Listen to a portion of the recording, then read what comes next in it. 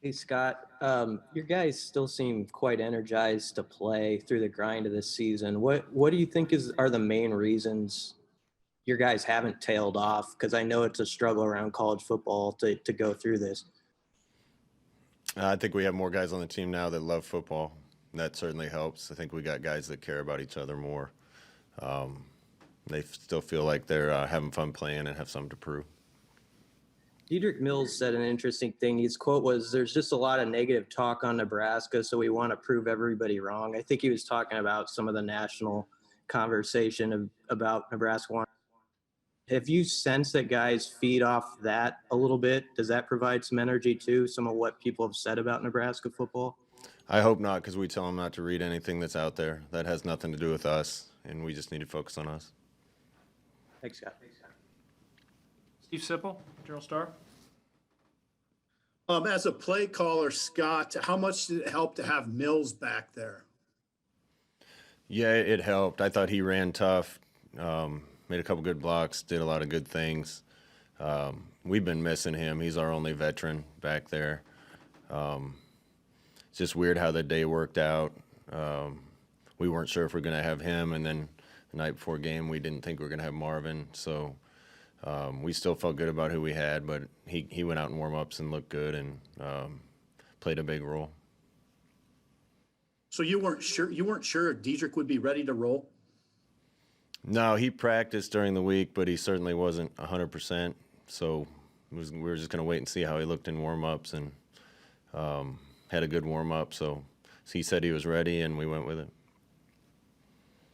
One other thing, Brendan Hymas has made 39 straight starts. What does that stat alone tell you about him? Well, he's been a key piece of what we've been doing. Great kid, really good player. He's stayed healthy. He's been committed and dedicated. So we're grateful we have him. Thank you. Jake Bartecki, KRNU. Coach, can you speak a little bit to your kicking situation? I mean, that's a position that's been a little bit of a revolving door since you got here. Now you have Connor Culp. He's been really consistent, made a career long on Saturday. And just how much of a relief is it to have consistency in that position, and how much does it affect your game plan and play calling and whatnot? Yeah, it's big. We haven't been very good at that spot the first couple years here. He certainly gives us a guy that we can count on. I get less nervous when I send the field goal unit out there. We start thinking about kicking a field goal deep from farther out because of his range. So it gives us a lot more confidence, and glad he's a part of what we're doing. Thank you. Mitch Sherman, The Athletic. Hey, Scott, one more or another one on Dedrick.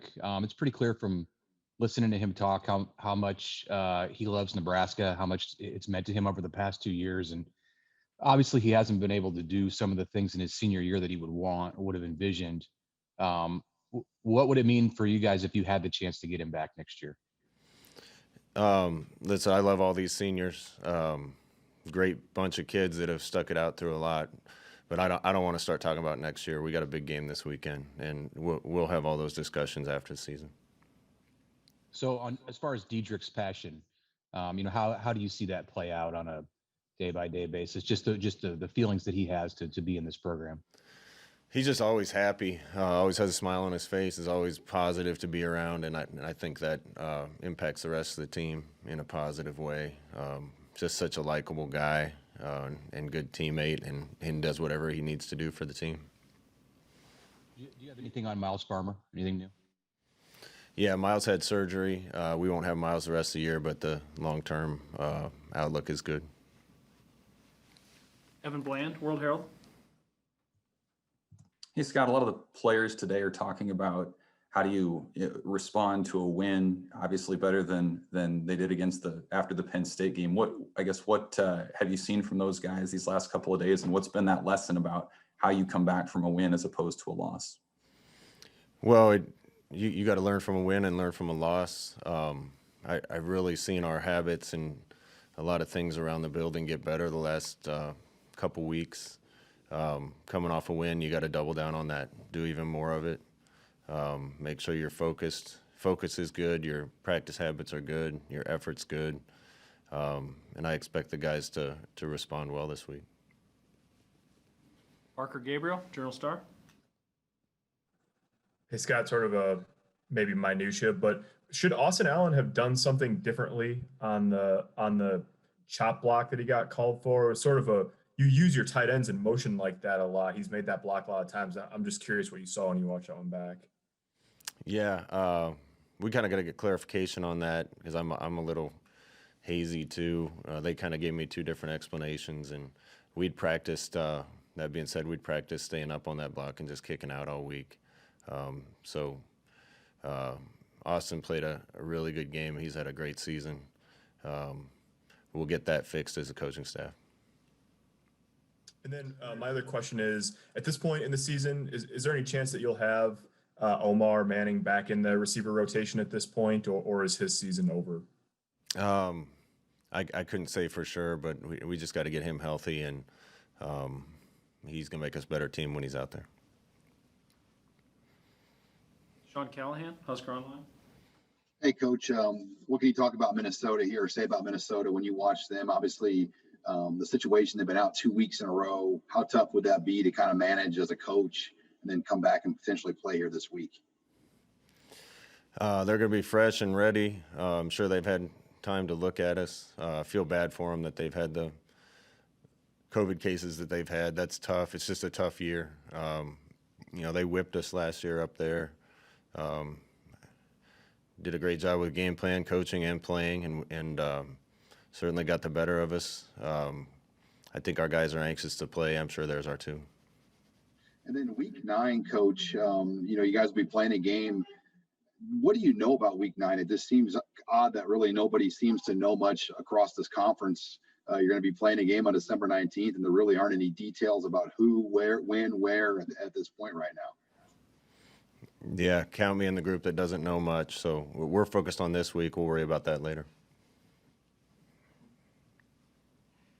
Andrew Ward, KLKN. Hey, Scott, we just talked to a lot of your seniors. Just, do you have a word to describe this class, and why choose that word? They're tough and they're resilient. I'd probably pick those two. They've been through a whole heck of a lot, and really starting to see growth on our football team. I've been seeing it for a while. It's starting to show up on the field, and those guys spearhead that. So it's a tough group. Sam McEwen, World Herald. Hey, Scott, you must have seen something in Adrian after, maybe it was after Penn State, maybe it was after Illinois, that convinced you that he could go in and do the things that you wanted him to do that he hadn't done earlier in the season. And he's done those things. What did you see in those practices that convinced you to do that? And how do you feel like he's rebounded just as a leader and as a player? The rebound is impressive. Really, Sam, I saw that improvement from both quarterbacks. When I told them it was a competition going into Iowa game, both of them had exceptional weeks of practice that week. And we played both of them. Our plan was to play both, and the same this week. I think they've just been practicing better.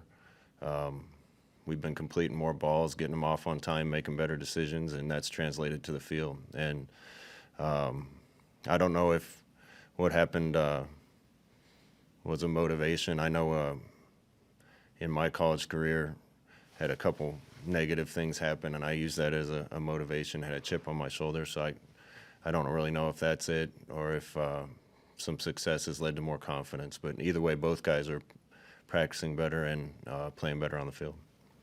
You in the last couple of weeks have leaned more on, best way to put it is walk-ons, Levi Falk and Oliver Martin. I know he's a scholarship guy from another school, but Oliver Martin, Levi Falk, Wyatt Lever, was there also a shift there where you guys decided we're just going to play the guys that know the playbook and we'll do what we ask them to do? Yeah, one thing we did look at is, we had a bunch of guys that were close, some of them being young and learning, some others that have been here. And we kind of figured we were doing a little disservice by spreading the reps out too much. So we did want to narrow it down a little bit. But that group of guys you see playing has been dedicated to this. We knew our walk-on program would take a while to help us. Those guys typically don't come in and play as freshmen, but if you take the time to develop them, they're going to help. And in year 3, I think you're starting to see a lot of those guys contribute. It was great to see Wyatt in the end zone, and Oliver and Levi certainly had good games too. Thank you. Aaron Sorensen, Hale Varsity. Hey, Coach, 6 games in, how do you think Matt Lubick has influenced the offense at this point? He's been a positive for us. Our receivers keep improving.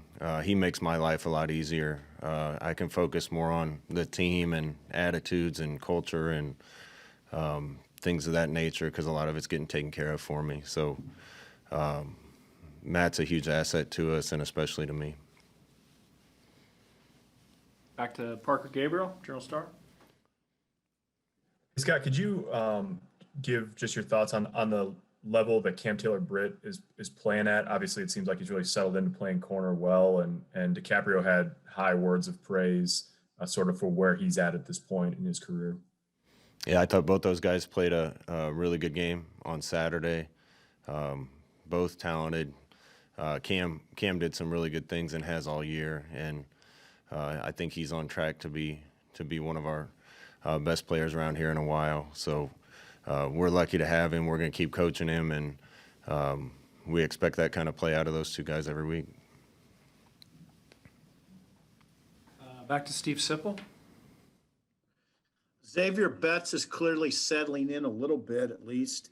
Where has he made the most progress in the last couple of weeks? It's just knowledge, Sip. I mean, he's a freshman. He's coming on. He's talented. He just had to get comfortable with everything, know the signals, know the plays, know the details, know the routes. Still made a mistake here and there. Ran one wrong route on Saturday. Didn't end up costing us. But he's a special player when we get him the ball. So we got to keep bringing those guys along. And said it a bunch. We have a lot of players like that really could have benefited from spring ball, fall camp, non-conference schedule, all those things. And they didn't get the luxury of any of that. So we're working overtime to try to get those guys more and more comfortable with what we're doing. And I think they've been improving every week. How would you characterize Xavier's practice habits on a daily basis? He practices hard. He goes out and does his job. Doesn't look like he's running sometimes. He's still running fast. But he doesn't have any idea how good he can be if he stays on track and has good habits and works hard. And we're going to try to convince him of that and show him how that's done. Thank you. Time for 2 or 3 more. Kevin Suits. Coach, this is the 7th straight week you're going to play at 11 a.m. And I ask this question just because so many fans talk about it. What are your thoughts on playing in the morning game? And then I guess additionally, what is the preferred time from a team's perspective to play on Saturday? I think we all enjoy the 11 a.m. games. We're a morning practice operation anyway. So our guys are used to getting up and getting started. And certainly, especially on road games, it's better to get home early than be flying home late at night. So we win enough games down the road. Maybe we get moved to some other slots, but right now we're just anxious to play whenever they post the time. Mitch Sherman, The Athletic. I know you talked last year after the Minnesota game quite a bit about physicality. What kind of a role did that game in particular play in the program and helping everybody recognize what exactly was needed in they just out physicaled us. They executed better. They played harder than us. They beat us, and we can't let that happen. We got to do everything we can. They're really good in the run game. They run right at you and run mid zone, and have RPOs that a really good quarterback throws off that. And the running back is one of the best that we'll see. Really good player. So we got to be ready for that on defense, and got to try to establish a run game on offense. And that doesn't change week to week, but these guys really demand it out of you when you play Minnesota. Finish up with Coach. Back to Sam McEwen. Hey, Scott, I know you don't want to count your chickens before they hatch. But signing day is in 9 days, I guess. And based on what we've heard, there's a lot of guys that are planning to enroll early. And I'm curious, knowing what you know now about COVID and the environment that athletes are going to come into, are you going to ask players to really think about whether they want to enroll early, or are you comfortable with all of them coming and knowing ahead of time that it's going to be a little bit different than, say, high school? We're comfortable with them coming early, Sam, and this goes a little back to what we said at the beginning of the season, that this isn't the only place. Our campus isn't the only place with the COVID problem. Those kids have an opportunity to get exposed to it no matter where they are. And in fact, we've had so few cases since the season started because our players are being disciplined, doing the right things.